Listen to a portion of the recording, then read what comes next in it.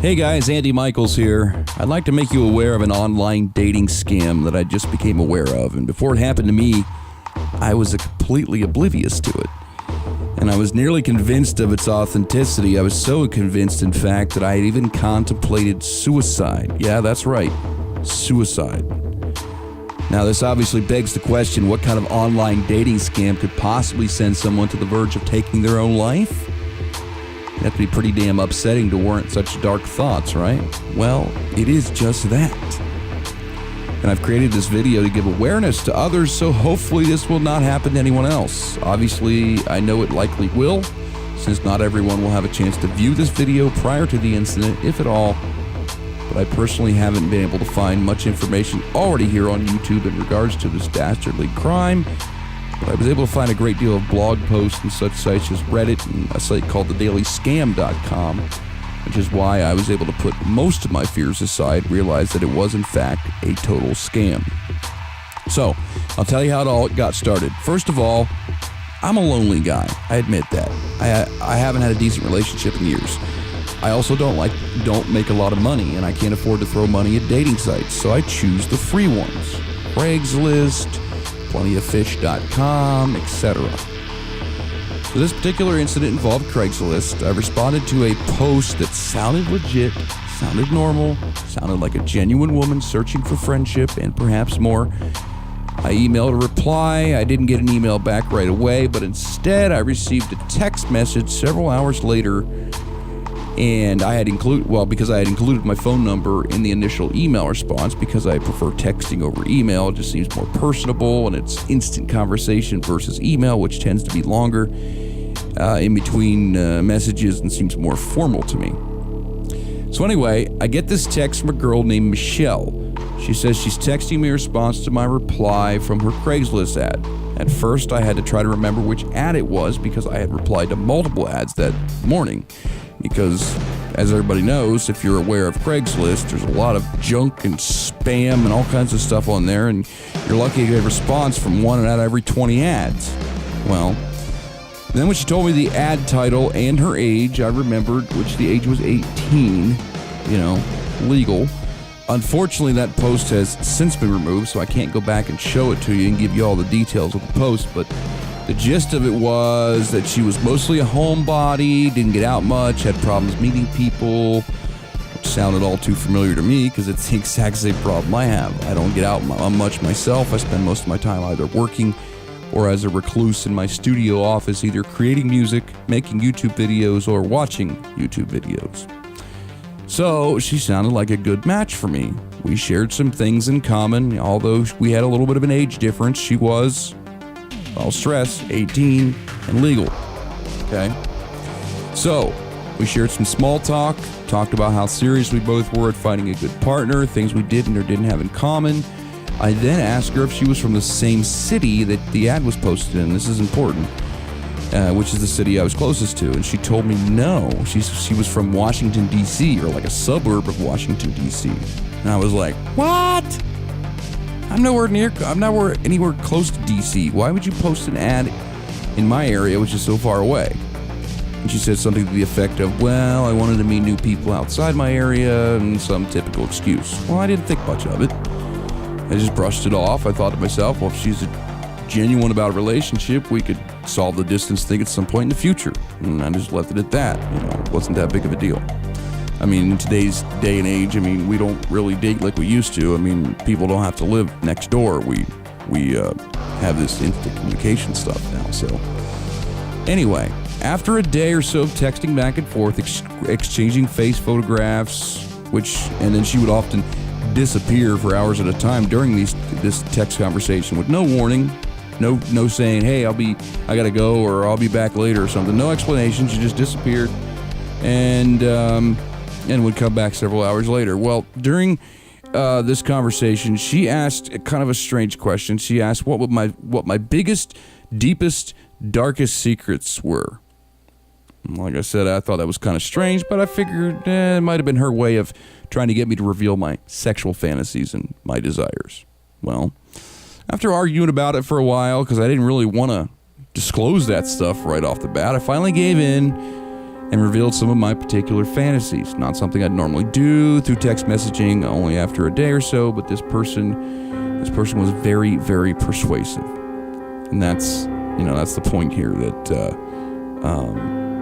even somebody intelligent and rational and logical thinking, critically thinking like myself, can fall for this. So I then asked, especially if you're in a lonely situation like I am, so I then asked her the same question. What was her biggest, deepest, darkest secret? And this is where the bombshell was dropped. She said, well, I'm not really 18 like I put in my ad. I'm only 16. I said, what? No way. And then I proceeded to explain to her that I did not want to start anything with a 16-year-old. That was nuts. She then went on to say things like, well, 16's the age of consent, blah, blah, blah. I said, I don't care. I said, you need to find a guy closer to your age. And then I didn't want to continue talking to her, especially about sex. So I shut up at that point. I didn't say goodbye. I didn't block her. I just stopped talking. I figured she'd take the hint, and that would be it. Well, she didn't. I then started receiving all these explicit pictures, nothing totally nude, but lingerie. I think some even showed a little bit more. I immediately wrote back and I said I didn't ask for such photos, and I was certainly not going to send any of them, any photos of the same nature to her. And, at this point, I'm kind of getting irritated that this girl is continuing to act as if we're still communicating when I told her explicitly that I didn't want anything to do with a 16-year-old. Well, I couldn't help but notice the photos were attractive. I'm a man, and she certainly didn't look that young. So I gave a short little compliment, which I figured she was kind of fishing for anyway. And I said, okay, we need to cut this off now. I'm not interested in someone under the age of 18.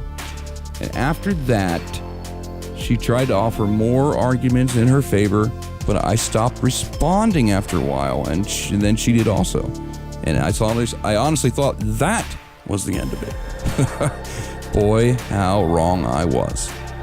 The following evening, I awoke from an afternoon, early evening nap and found 15 new text messages on my phone. And for being a lonely, reclusive guy that I am, I don't get text messages all that often, especially not 15 at once. So that was a giant surprise. They were all from the same number she'd been texting from, but this time it was claimed the person on the other end was claiming to be this girl's father, and he was really pissed off about what was on his daughter's phone, etc., etc., to the point where he was making threats such as, I'm going to the police, quote unquote, and quote unquote, you're going to jail for a long time, blah blah. Well, this obviously had me scared. My mind was racing, thinking, had I really done something wrong or illegal here? Had I inadvertently committed a serious crime? And this father had me this guy had me pretty convinced that I had, just by the way that he was saying things and threatening me and whatnot. I kept thinking back on it. What did I do? I ended it after the comment about the age was given, other than giving her a slight compliment about her attractiveness. I don't know if that's a crime or whatever, but I certainly didn't condone the photographs that were being sent. I didn't send any back, so I didn't think that I was doing anything wrong. But he had me convinced that I had. So he continued on and on about how upset his wife was that I should call him and talk to him about the whole incident, that he wanted to resolve, quote unquote, resolve the issue with me before his angry wife went to the police. So there was this elaborate story about how his supposed daughter got irate after her high school tried to confiscate her cell phone. And during this scuffle, she had broken either their courtyard window or their trophy case glass. I'm not sure which one it was, because both had been mentioned by this guy. And the reason they were trying to confiscate her phone was because she was supposedly caught in the bathroom attempting to make a sex video. That's what I was told. Well, what any of this had to do with me was unknown at this point, because, I certainly didn't have anything to do with this girl's inability to, give up her phone, or it certainly wasn't me that was hiding anything here. But he rambled on about this for a while, continuing with the outlandish threats. I mean, some pretty good threats, too. I mean, like, I won't say good, but really bad stuff. Unwarranted accusations and such. Finally reaching his conclusion that he wanted me to pay back him for the damages his daughter had done at the school. And he even sent me this little fake invoice, supposedly from the school. But at that time, I didn't know any of this was fake. I had never even heard of someone doing this as an extortion or as a scam. It was blackmail, pure and simple, which is obviously illegal in and of itself. But this guy didn't seem to care. So he convinces me that I'll have to come up with a way to pay him over $1,400 to satisfy his claims. I thought, this is ridiculous. Who did this guy think he was by making such demands based on something I had never even did in the first place? But because the trickery was done by him, or by posing as his daughter, or whatever this was all about. I mean, I responded to a legitimate ad, not an underage ad. But he persisted with his threats, and that I was guilty of receiving child porn or sexting with a minor or some BS like that. Since she had sent the pics of a provocative nature, and she was supposedly underage, I began to think maybe it was legit. But then the asking for money part still seemed really fishy to me. What kind of respecting parent is going to commit blackmail and extortion in exchange for not reporting what they genuinely thought was a crime that had taken place? Give me a break. That just doesn't happen. Doesn't make sense. Well, I was very, very upset at this point. I felt physically sick. I felt betrayed, used, ashamed, stupid, embarrassed, and somewhat guilty, even though I had done really nothing wrong. But this guy really played on my emotions. I couldn't think clearly, and I certainly wasn't being my usual self and thinking critically, logically, or even rationally at that point. Well, after he said goodnight for that day and told me that I had to the following evening to pay him at least $200 as a first payment and $200 weekly until the $1,400 was paid off.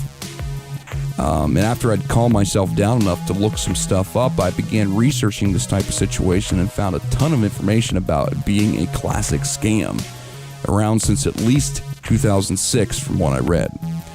And there are evidently a lot of different variations of it as well, asking to pay for a damaged phone, a damaged laptop, pay for therapy, pay for lost wages, etc., etc. But in every case, it's always, pay me or I'm going to report your crime. When in most of the cases, no crime had even been committed, and even if it had been, it was coerced and deceptive to begin with. Sort of the ultimate catfishing scheme. Well, I feel much better now that I know with almost absolute certainty that it was in fact a scam. I told the guy off, told him to get a real job, leave me alone. He still insisted, however, that he was going to the cops and blah, blah, blah, but I haven't heard anything since. It's yet to be determined if he'll proceed as has been done in some of the other cases where the scammer then proceeds to be a law enforcement officer, act like one, and call the victim back making more threats, which is also a crime, I might add, impersonating a police official. Sometimes days before this actually happens, since last communication. So we'll see. I'll definitely post an update video if anything else does happen. The bottom line here is this, though. You want to be extremely careful with online dating, especially on Craigslist or Plenty of Fish, some of these free sites. Don't sext with someone you're unsure of, their age, or if they really are truly who they say they are. And obviously immediately break off the conversation if they admit to being under 18. A couple of other red flags are if they seem too good to be true, probably are extremely flirty at the get-go, or too eager to share their provocative pictures. Any self-respecting woman, in my opinion, wouldn't begin a relationship like that, let alone a friendship. And if it's a so-called casual encounter where the only intent is to engage in sexual stuff, try to find out as much about that person as you can before exchanging any type of personal information, including pictures. There's just too much to lose in all this. It makes online dating that much more difficult, I know, but there are unfortunately sociopathic and psychopathic people out there that do not have your interest or your well-being in mind. They're only looking to extort you for their own personal monetary gain. In fact, when I mentioned that I considered suicide before I realized I was being scammed, the guy told me that it didn't matter whether I had paid or took my own life. Either way, I was going to quote-unquote pay for what I had done. So obviously these are not individuals with any sense of empathy, sympathy, or one shred of decency in them to be able to pull off such an awful thing. They may not be physically hurting people, but it's just as bad, if not worse, when they threaten to the point that you want to physically hurt yourself. So my advice, just be careful out there. And if you see this video, share it. Spread the awareness about this scam and crime, because I honestly wouldn't wish this on anyone, even someone I don't like. And I'm being genuine about this. It's often put, I wouldn't wish it on my worst enemy, and that's true, I wouldn't. I mean, it's just something that would not want anybody else to experience, because it is so upsetting when you're being accused of these horrendous crimes that, could put you in prison for years. So, destroy your life. I mean, it's almost worse than being hurt physically. So I wouldn't even wish this on the guy that did it to me, because that's how awful of a thing it is to do. Not only are you getting catfished, which is horrible in and of itself, but you're being threatened with prison time and the complete ruination of your life with someone else's deception and someone else's mistakes. It is the epitome of evil, and that's what I personally think. So as I said, I'll update if anything else happens, but that's it for now. I appreciate you watching, and please be careful out there, and give me a thumbs up if you did like this informative video, and share it if you want to get the information out there, and I recommend that you do. And also subscribe to my channel, because I've got a lot of other good videos on here. And if you like original music, I do a lot of that, and I try to keep things interesting. So, all right, thanks for watching. Have a good day.